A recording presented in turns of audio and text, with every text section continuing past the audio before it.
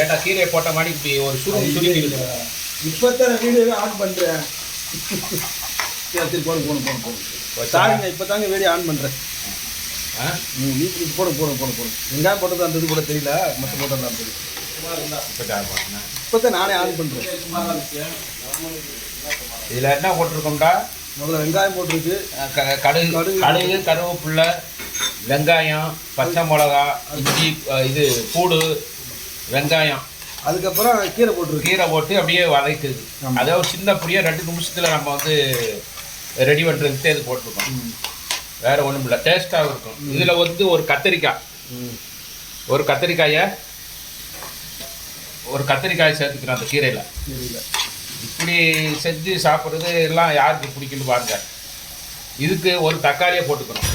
ஆமாம், தக்காளி ரைட்டா. ஒரு தான் மாஸ்டர் பார்த்துக்குங்க. ஆமாம், ஒரு தக்காளியை போட்டோம். இப்போ வந்து இதில் என்னன்னா, கொஞ்சம் இறக்குறதுக்கு முன்னாடி கொஞ்சம் சீரகத்தை நசுக்கி போட்டிங்கன்னா கொஞ்சம் வாசமாக கிடைக்கும். வாசமாக இருக்கும். அதோட நடக்கடலை வறுத்துக்கிறீங்க. ஆமாம், அப்படியே இந்த நடக்கடலை இறக்குறப்ப அந்த வேர்க்கடலையை கொஞ்சம் தூக்கி போட்டுக்கணும். நீங்கள் ஊரில் இருக்கனால கொஞ்சம் 2 தேங்காயை திருகி போட்டுக்கோங்க. அது நல்ல பயங்கரமான டேஸ்ட்டாக இருக்கும். சும்மா ஒரு சின்ன செகண்டு, 10 நிமிஷம் பண்ண, 2 நிமிஷம். ஆமாம், அவ்வளோதான்.